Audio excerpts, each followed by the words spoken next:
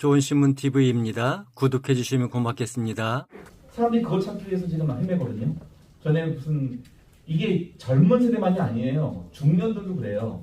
중년들도 인생 후반전 접어들고 은퇴가 빨라지고 아직도 살 날은 많기 때문에요. 지금까지 내가 일하느라고 내가 지금 나를 몰랐단 말이에요. 이제부터 나를 찾아야 돼요. 내가 뭘 잘하는지, 내가 뭘 좋아하는지, 내가 무엇을 하면 의미 있는지. 이거 굉장히 사람들이 큰 관심을 합니다. 그러니까 자기 정체를 발견하는 거. 나의 진정한 나됨은 어디에 있는가. 오늘날 이 설교 메시지가 아무래도 전도에서 가장 중요한 건 전도 설교거든요. 복음 설교가 제일 중요해요. 목사님들 주일 설교에서는 저는 복음 메시지가 늘 선포돼야 한다고 보거든요. 어떻게 예수를 만날 것인가, 예수께서 우리를 위해서 무엇을 하셨는가, 예수를 믿음으로써 나는 어떻게 변화될 수 있는가, 이 메시지 선포돼야 돼요. 근데 사람들이 가장 중요한 건요, 자기의 진정한 자아를 찾는 거예요. 근데 이거 어디서 찾으려고 하냐? 유행에서 찾고요.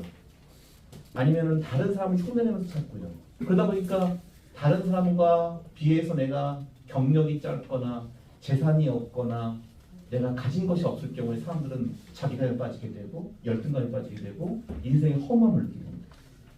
그런 사람들에게 예수 그리스도를 만남으로써 나의 자아가 내가 얼마나 존귀한 존재가 될 수 있는지 알려주는 것. 성령 안에서, 그리고 또 내가 성령을 통해서 내가 가지고 있는 은사와 소명을 발견한다는 것. 이런 굉장히 중요한 메시지예요. 그래서 이 매번 설교마다 이 자아 정체성을 찾는, 십자가 안에서 정체성을 찾는 거예요. 이게 내가 누군가를 찾는 거죠. 그게 복음 설교의 메시지로 강력하게 선포됩니다. 그 자아 발견의 복음 설교는 십자가 안에서 자기 정체성 찾는 거죠. 성령 안에서 자기의 은사, 그리고 하나님 나라의 소명을 찾는 겁니다. 이거를 이제 팀 켈러 목사가 이 답이 되는 기독교에서 이런 말 합니다. 우리의 자아, 곧 난공불락의 정체성과 확신을 얻으려면 자신을 낮추고 자결권을 버리고 그리스도를 따라야 한다. 오늘날 이 시대는 자기를 낮추면 안 돼요. 자기가 당당해야 돼요. 자기를 사랑해야 돼요. 자기를 무조건 내가 존중해주고 인정해줘야 돼요. 그 내가 모든 인생의 주인이라는 것을 회복해야 돼요. 확립하는 게 중요하다고 이 세상은 가르쳐요. 지금. 근데 그게 아니라 그리스도를 따르는 것이다. 자기를 부인하는 것이다. 여기서 진정한 자아 발견이 일어난다. 자신을 찾고 섬기려던 노력을 그만두고 그리스도를 믿으며 힘써 하나님과 사람들을 섬기면 그때 비로소 자아를 찾게 됩니다. 그리고 예수 그리스도를 믿고 그리스도께 의존함으로써 나를 주장함으로써가 아니라 그리스도께 내가 의지함으로써 진정한 자아를 찾게 된다. 물론 이것은 예수님의 가시기다. 그분은 우리를 구원하고 섬기시려고 최고의 영광과 명예마저 버리셨으며 그 결과 지금은 이전보다 더 큰 영광과 명예를 얻으셨다. 그 예수 그리스도의 그 길이 바로 우리가 진정한 자아를 회복하고 명예를 얻고 우리가 가장 높은 자존감을 누릴 수 있는 길이다. 이게 자아 정체성을 복음으로 발견케 하고 선포하는 메시지가 되는 거예요. 이런 메시지가 사실 거의 매 주일마다 들려져야 합니다.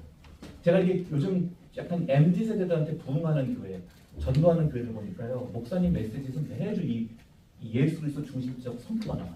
예수 그리스도를 우리가 믿고 그리스도의 삶을 통해서 우리가 어떠한 자아를 갖게 됩니다. 어떠한 존재로 설 수 있게 됩니다. 계속 이 메시지가 나와요. 이게 굉장히 중요한 전도 설교입니다. 두 번째 전교인 복음사역. 이 일상 전도라고 제가 4번에 얘기한 겁니다. 일상 전도. 이거를 팀 켈러 목사는요, 전 교인 복음사역이라고 해요. Every member gospel ministry요. 이건 뭐 특별히 어려운 게 아니다. 모든 교인들이 각자의 삶 속에서 가정이나 일터나 이웃 속에서 자기의 사람들의 말에 경청을 하고 자기의 변화된 삶을 나누는 거예요. 그걸 통해서 이 복음이 아주 일상에서 스며들어간다는 거예요. 초개인화 시대는요, 어떤 권위적인 사람의 집단적인 메시지 듣지 않습니다. 나와 비슷한 한 개인이 전해주는 개인의 진솔한 경험담, 개인의 진솔한 나눔을 훨씬 더 사람들이 귀를 기울이게 돼요. 그래서 우리가 지금 이 시대에는 전 교인이 일상생활 속에서 자기 복음을 나누고 자신의 신앙생활하는 것을 경험을 사람들과 나눌 수 있다면 그런 사람들이 교인 중에 20%에서 25%만 되면 약 4분의 1 내지 5분의 1 되면은 그 교회의 복음적 역동성이 살아납니다. 그러니까 우리 평범한 교인들이 자기 일상에서 복음을 전하게 하는 것. 복음은 그게 무슨 사형이나 전도파를 이렇게 외워서 하는 게 아니라 그냥 있는 그들 삶에서 진솔하게 유연하게 나누는 거예요. 예를 들어 이걸 이제 그 마이클 프로스트라고 하는 선교적 교회 운동가는 이런 말 합니다. 그리스도인 가운데 은사받은 복음 전도자가 아닌 사람들은 각자의 일상생활에서 불신자의 삶 속으로 가까이 들어가는 습관들이 있었어. 불신자들과 가까이 친밀하게 지내죠. 그 다음에 결국 복음을 전할 수 있게끔 불신자가 여러 종류의 질문을 하게 할 필요가 있다.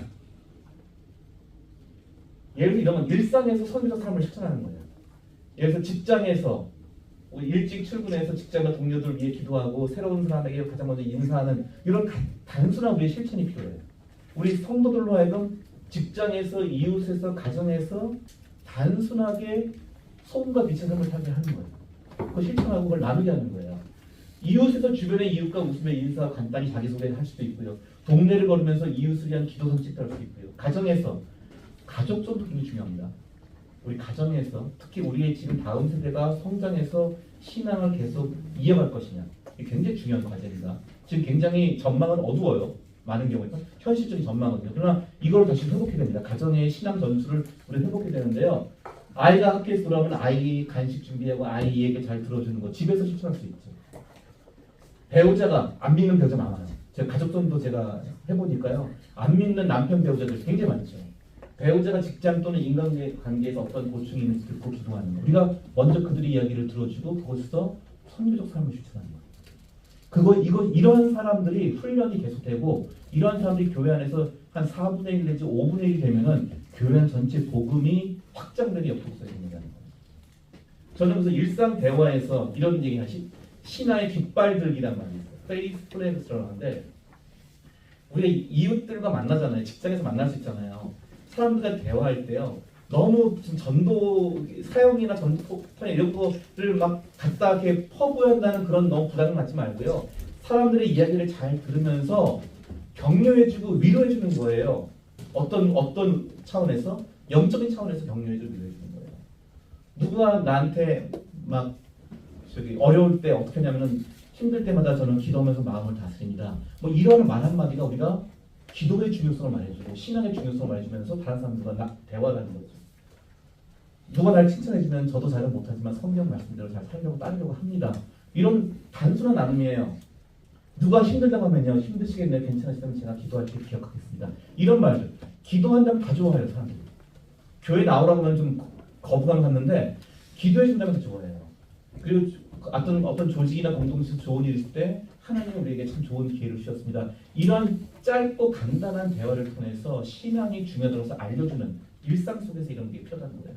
그 다음에 뭐가 되느냐 이 사람들이 이 신앙인은 무슨 소망을 갖고 이런 말을 할까를 궁금해지게 돼요. 베드로서 3장 15절에 나온 것처럼 너희 속에 있는 소망에 관한 이유를 묻는 자들에게는 대답을 준비하라는 얘기죠. 이렇게 일상 대화에서 우리가 신앙의 깃발을 들고 일상 속에서 사람들이 점점 더 많은 신앙의 실천, 대화의 실천을 필요합니다. 모든 교인들이 준비할 게 하나 있어요. 저는 모든 구원받은 성도들은 준비할 게 내가 어떻게 예수님을 만나서 내 인생에 예수님 통해서 변화가 되었는지를 나눌 수 있어요. 그걸 전에 윌러크리크 빌 하이델스 목사는 모든 성도가 1분 이내로 그걸 준비하라고 해요. 멘트를. 자기가 어떻게 예수를 만났는지, 예수 만나서 어떠한 변화를 겪었는지를 1분 이내로 준비해서 어떠한 상황에서 사람들이 조금 더 궁금하고 관심을 보일 때 그 나눔을 하는 거예요. 개인의 솔직한 경험과 간증을 사람들은 오히려 듣고 귀가 솔깃해진다는 겁니다. 자, 세 번째는 이 환대의 공동체 세우기입니다. 여러분 이 그림 아시나요? 이 지금 제가 가진 이미지? 요즘 한창 최고 인기 있는 영화 위키드의 장면입니다. 영화 위키드 보면요, 제가 이 영화를 너무 좋아해서 같이 봤는데 여기 보면 예쁜 무슨 저 여인도 있고 다양한 사람들이 있잖아요. 근데 이 주인공인 여성 엘파바라고 하는 여성은 녹색이에요. 모든 피부가 녹색이에요. 그래서 사람들한테 굉장히 따돌림을 당하고 사람들이 혐오감을 주고 막 사람들한테 왕따를 당하는 건데 나중에 같이 이 사람들이 저 옆에 있는 이 여성분이 다 용납을 해주고 친구가 되어줘서 같이 보듬어주는 그런 장면이에요. 이게 환대 공동체입니다. 우리가 서로 다르지만 세상에선 다른 거 가지고 서로 또 왕따를 시키기도 하고 또 무시받기도 하고 또 소외되기도 하지만 교회 안에서는 같이 받아들여서 환대 공동체가 되는 것이 중요합니다.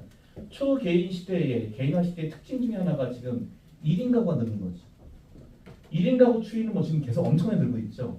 우리나라가. 저는 정말 이렇게 급속도로 늘 줄 몰랐어요. 1인 가구는요. 지금 젊은 사람들만 문제가 절대 아니에요. 모든 연령에서 1인 가구가 늘어나고 있습니다. 전 연령이에요. 자, 이렇게 1인 가구가 이렇게 늘어나고 있는데 이런 상황에서 교회가 이들을 환대하려면요. 자, 1인 가구들이 개인주의가 편할 수도 있어요. 개인주의를 오래 사는 사람은 너무 개인주의가 편하대요. 근데 개인주의가 편하다고 해서 공동체를 원하지 않느냐? 그건 안 돼요. 가족을 원하지 않느냐? 그건 안 돼요. 비혼도 가족을 원한다고 해요. 비혼 가구 사람들. 관계를 원해요. 근데 이들을 용납해주는 공동체가 되려면은 자, 우리가 지금 뭐가 필요할까요? 교회 안에서 1인 가구들을 받아주려면은 교회가 너무 지나치게 사실은요. 너무 가족주의적인 교회 사역이나 언어도 약간 좀 조심할 필요가 있습니다. 우리 교회 저는 3040 사역에서는 가족 친화적인 사역이 중요하다고 생각해요. 대부분 3040들은 가족 중심으로 생활하기 때문에 교회 그 가정을 후원해주고 가정 사역하는 게 중요해요. 근데 1인 가구들을 생각하면요. 교회가 너무 지나치게 가족 중심으로 하면 안 돼요. 가족 중심으로 모이면은 부부 중심으로 모이면은 비혼인 사람들은 소외된단 말이에요. 자녀들을 입는 걸 기본으로 하면은 비혼 가구들은 이 교회 와서 내가 좀 소외되는구나. 내가 뭔가 우리 전체 사람들을 못 어울리는 나만 이상한 사람인가? 이 느낌이 들지 않아요. 그래서 교회 자체가 하나의 공동체가 되고 교회 자체에서 대안가족을 경험해야 돼요. 자기를 다름에도 불구하고 용납해주고 또 때로는 그 비혼 가구들, 비혼 1인 가구들이 모일 수도 있죠. 근데 꼭 1인 가구 아니더라도 결혼한 사람, 결혼 안 한 사람이 같이 어울려서 하나의 공동체 이루는 것이 더 이상적일 수도 있어요. 최근에 나온 조사를 보니까요.